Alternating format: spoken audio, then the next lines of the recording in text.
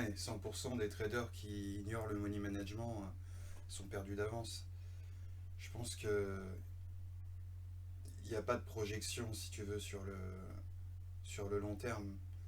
Euh, Tu peux avoir, je sais pas, un stochastique, un RSI qui te donne un point d'entrée, ou avoir un point pivot qui va à un moment te donner un point de sortie. Mais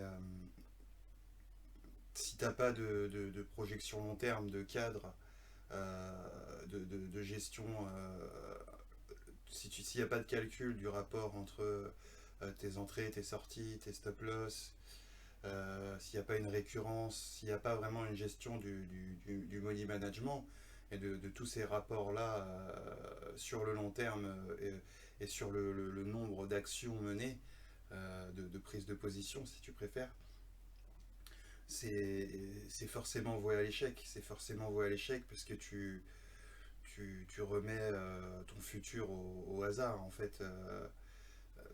Un petit peu à la chance, il y a pas de process, il n'y a pas de stratégie, de plan de trading comme on appelle. Je pense que au-delà, quand on appelle, alors nous c'est facile parce qu'on a intégré le money management à la stratégie. Donc c'est pour ça aussi que je dis ça. Toutes les stratégies n'intègrent pas un money management. Euh,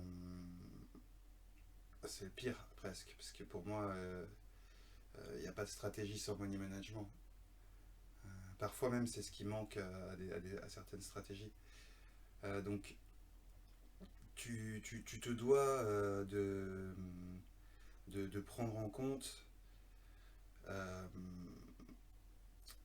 la récurrence de tes actions et le rapport gain-perte à chaque fois et avoir un standard ou plusieurs standards de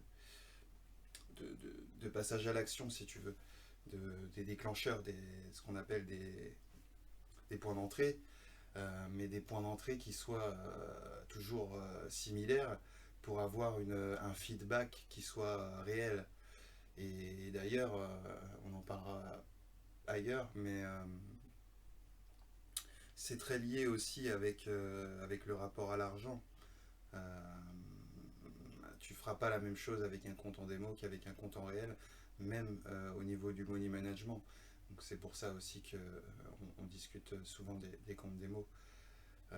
Donc si tu veux, le money management, c'est la base, c'est une base logique, mais que tu es obligé d'intégrer à ton trading.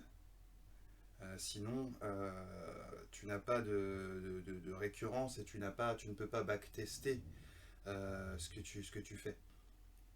Donc tu sais pas où tu vas et donc tu peux pas devenir trader, tu peux pas avoir des gains réguliers. Justement, tu peux avoir des gains ponctuels et puis des pertes aussi ponctuelles.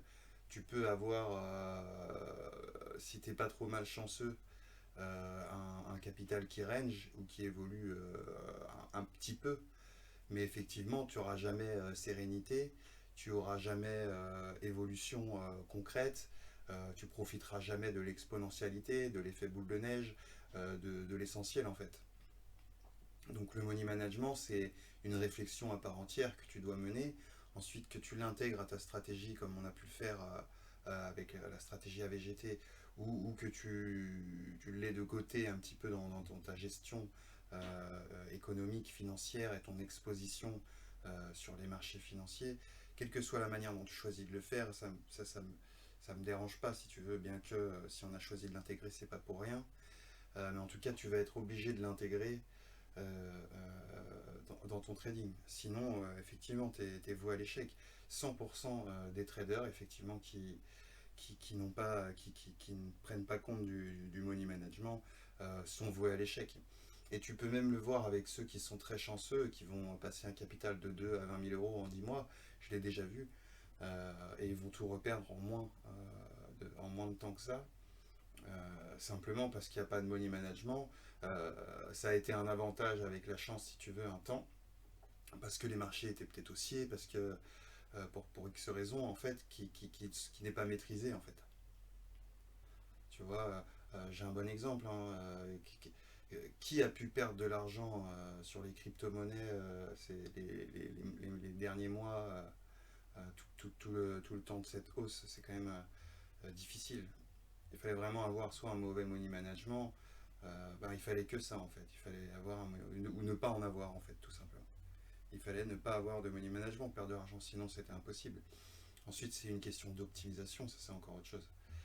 C'est une question de. Il y en a qui ont gagné 50%, il y en a qui ont gagné 1500%. Ça, c'est de l'optimisation. Euh, mais en tout cas, de tous ceux qui ont gagné, il y avait un money management évident, parfois simple, parfois complexe, mais tu es obligé d'user d'un money management. Donc voilà, il m'était important aujourd'hui de te dire ça, que tu travailles là-dessus, que tu travailles sur le facteur de profit, que tu te renseignes sur qu'est-ce que c'est qu'un facteur de profit si tu ne le sais pas déjà, et que tu aies une vision plus mécanique et reproductible de ton trading, et donc de ton money management, de tes prises de risque, de tes objectifs, et que tu aies un calcul de tout ça. Et tu dois l'avoir, sinon tu vas droit dans le mur à terme. Voilà, je préfère te le dire maintenant. Après, tu peux aussi le découvrir par toi-même, hein, on a parfois besoin de ça. Mais voilà. Donc je voulais vous faire cette vidéo vraiment pour parler du money management et du fait qu'effectivement vous allez droit dans le mur si vous n'avez pas de money management, si vous ignorez cette obligation dans le trading et dans quelconque entreprise que ce soit d'ailleurs.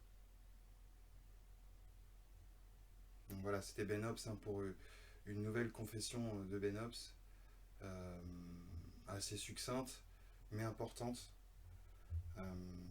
L'important là vraiment c'est les actions que vous allez mener derrière ceci. Donc voilà, je vous laisse méditer sur le money management et puis on se retrouve bientôt dans une nouvelle vidéo. A très bientôt, ciao ciao.